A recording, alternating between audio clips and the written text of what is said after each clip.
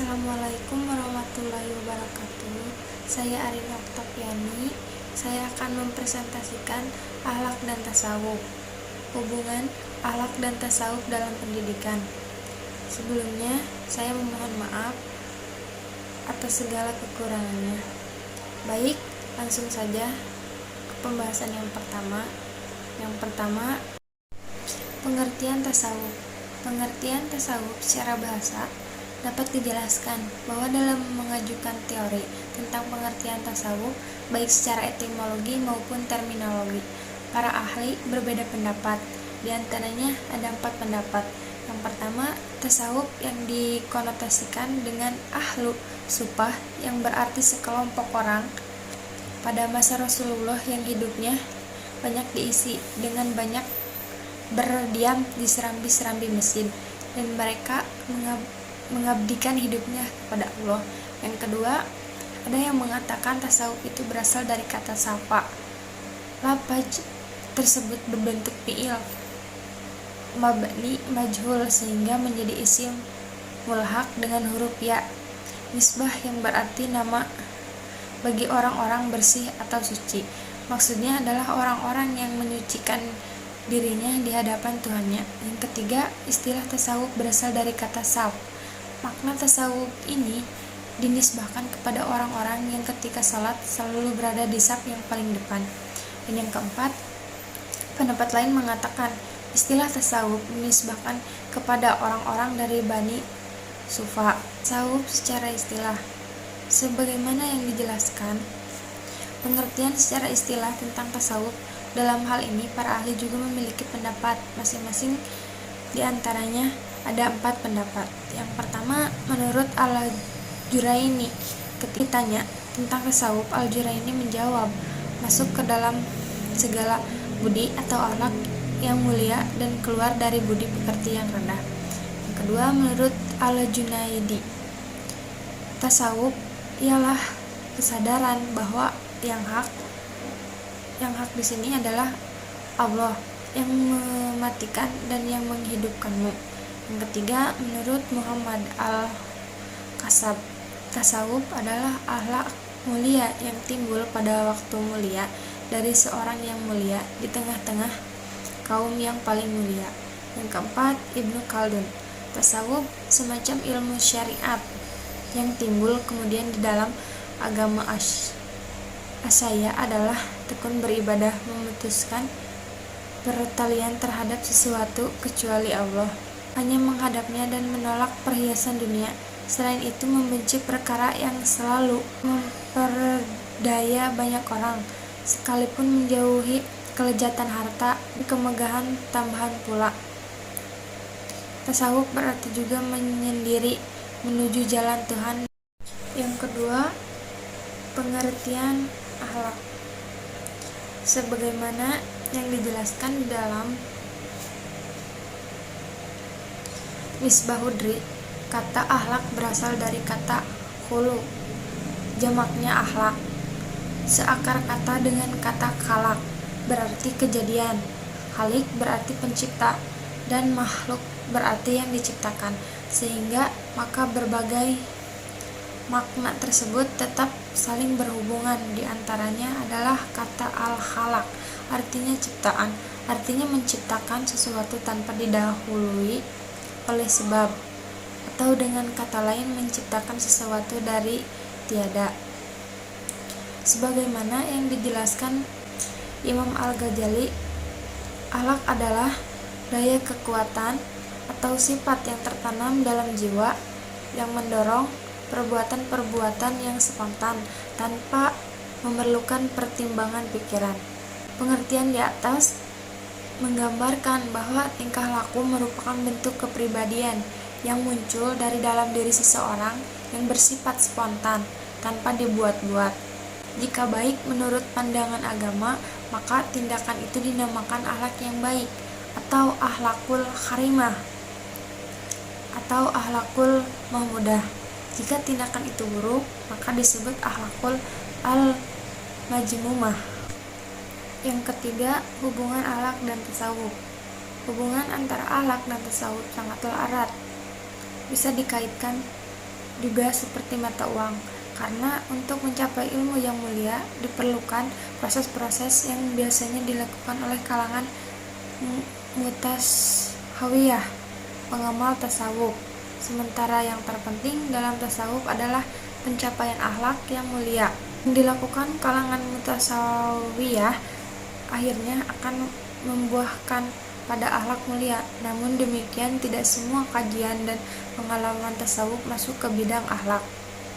Tasawuf memfokuskan pada dataran takziah al-nafas atau penyucian jiwa, membersihkan diri dari sifat majmumah atau tercela dan menghiasi akhlak dengan akhlak mahmudah. Ilmu tasawuf pada umumnya dibagi menjadi 3. Yang pertama, tasawuf falsafi, yakni tasawuf yang menggunakan pendekatan rasio atau akal pikiran. Tasawuf model ini menggunakan bahan-bahan kajian atau pemikiran dari para tasawuf, baik menyangkut filsafat tentang Tuhan, manusia, dan sebagainya. Yang kedua, tasawuf akhlaki, yakni tasawuf yang menggunakan pendekatan akhlak atau tahapan-tahapan terdiri dari tahlil, mengosongkan diri dari akhlak yang buruk. Tahlil menghiasinya dengan akhlak yang terpuji, dan tazali terbukanya dinding penghalang atau hijab yang membatasi manusia dengan Tuhan, sehingga nur lahi tampak jelas padanya. Dan yang ketiga, tasawuf amali, yakni tasawuf yang menggunakan pendekatan amaliyah atau wirid. Kemudian hal itu muncul dalam tarikat. Sebenarnya dari 3 macam tasawuf tadi tentunya punya tujuan yang sama, yaitu sama-sama mendekatkan diri kepada Allah dengan cara membersihkan diri dari perbuatan yang tercela dan menghiasi diri dengan perbuatan yang terpuji. Akhlak al-mahmudah, karena itu untuk menuju wilayah tasawuf, seseorang harus mempunyai akhlak yang mulia berdasarkan kesadarannya sendiri. Bertasawuf pada hakikatnya adalah melakukan serangkaian ibadah untuk mendekatkan diri kepada Allah Subhanahu wa Ta'ala. Ibadah itu sendiri sangat berkaitan erat dengan akhlak. Menurut Harun Nasution, mempelajari tasawuf sangat erat kaitannya dengan Al-Quran dan Al-Sunnah yang mementingkan akhlak, cara beribadah maupun orang lain. Beribadah kaum sufi biasanya berimplikasi kepada pembinaan akhlak yang mulia, baik bagi diri sendiri maupun orang lain. Di kalangan kaum sufi dikenal istilah al-taqhulu bi akhlakilah, yaitu berbudi pekerti dengan budi pekerti Allah, atau juga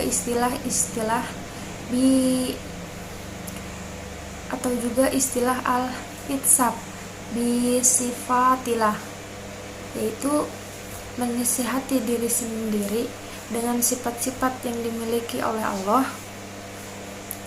Pada inti ajaran tasawuf adalah hadis Nabi disebut dengan istilah ihsan, yaitu bagaimana seseorang dalam beribadah, bertindak, bersikap, dan bertutur kata selalu diawasi oleh Allah Subhanahu wa Ta'ala. Bertasawuf tanpa akhlak adalah mustahil. Untuk itu, seorang sufi harus memiliki akhlak yang luhur, tidak saja kepada Allah, tapi juga kepada manusia dan seluruh makhluknya. Islam adalah agama yang sangat menjaga keseimbangan dalam beragama antara kesalehan ritual dan individual. Kesalehan sosial harus seimbang. Jadi akhlak merupakan bagian dari tasawuf akhlaki yang merupakan salah satu ajaran dari tasawuf. Yang terpenting di ajaran tasawuf akhlaki adalah mengisi kalbu atau hati dengan sifat khauf, yaitu merasa khawatir terhadap siksaan Allah. Kemudian dilihat dari amalan serta jenis ilmu yang dipelajari dalam tasawuf amali. Yang keempat, peran dan fungsi tasawuf dalam kehidupan. Intisari, ajaran tasawuf bertujuan memperoleh hubungan langsung dengan Allah Subhanahu wa Ta'ala, sehingga seseorang akan merasa berada di hadiratnya. Dilakukan dengan kontemplasi atau melepaskan diri dari jeratan dunia yang senantiasa berubah dan bersifat sementara. Sikap dan pandangan kaum sufi ini sangat diperlukan oleh masyarakat modern yang mengalami jiwa yang terpecah. Kehadiran tasawuf dapat melatih manusia agar memiliki ketajaman. Yang keempat, hubungan akhlak dan tasawuf dalam pendidikan.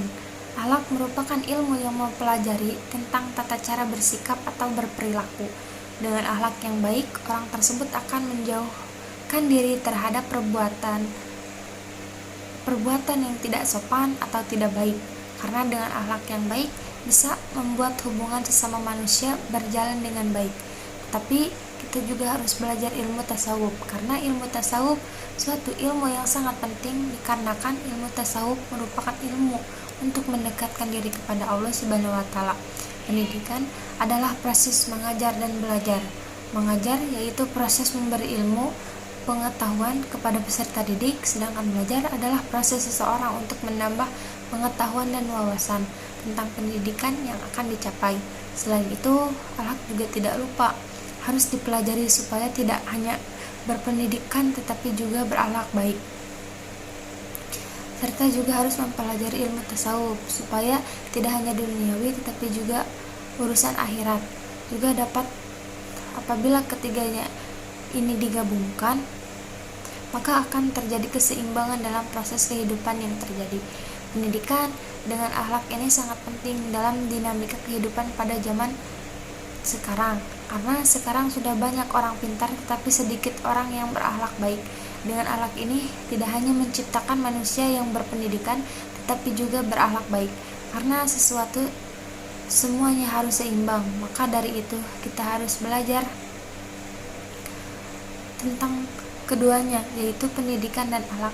Pendidikan dan akhlak sangat penting, tetapi kita juga tidak lupa terhadap ilmu tasawuf, ilmu untuk mendekatkan diri kita terhadap Allah Subhanahu wa Ta'ala, supaya terjadi keseimbangan baik akhirat maupun dunia. Akhlak dapat sebagai pedoman dalam hidup untuk berperilaku, dan pendidikan sebagai penunjang dalam proses kehidupan yang akan dilalui, karena seseorang harus berpendidikan, karena orang harus berpendidikan dan berakhlak. Karena orang yang berakhlak tapi dia juga berpendidikan, itu suatu hal yang sangat baik dalam kehidupan. Sesungguhnya di dalam suatu kehidupan seluruhnya berkaitan dengan seluruhnya, harus seimbang baik dunia maupun akhirat. Oleh karena itu, dalam proses pendidikan tidak hanya mempelajari tentang ilmu umum, tetapi juga mempelajari tentang ilmu Islam supaya terjadi keseimbangan dalam kehidupan.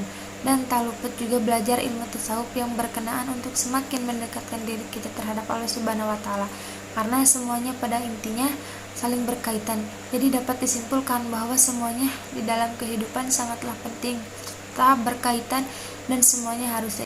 Jadi dapat ditarik benang merahnya, yakni pengertian akhlak tasawuf ialah salah satu disiplin ilmu yang terdapat dalam ajaran agama Islam yang mempelajari tata cara berperilaku yang baik dan mulia, serta tentunya sesuai aturan Islam, sehingga kita bisa mendekatkan diri kita kepada Allah dengan sepenuhnya dan memiliki rasa tentang saat berdekat di dekatnya. Akhlak tasawuf memiliki kaitan yang sangat erat dalam kehidupan sehari-hari. Jadi untuk mencapai akhlak yang mulia diperlukan proses-proses biasanya dilakukan oleh pengamalan tasawuf. Begitupun sebaliknya, belum dikatakan bertasawuf dengan benar apabila pencapaian akhlak yang mulia belum terpenuhi. Di dalamnya juga terdapat ruang lingkup akhlak, sumber kajian tasawuf, dan manfaat mempelajari akhlak dan tasawuf. Baik, terima kasih. Dicukupkan sekian presentasi dari saya. Mohon maaf atas segala kekurangannya. Wabillahi taufiq wal hidayah. Wassalamualaikum warahmatullahi wabarakatuh.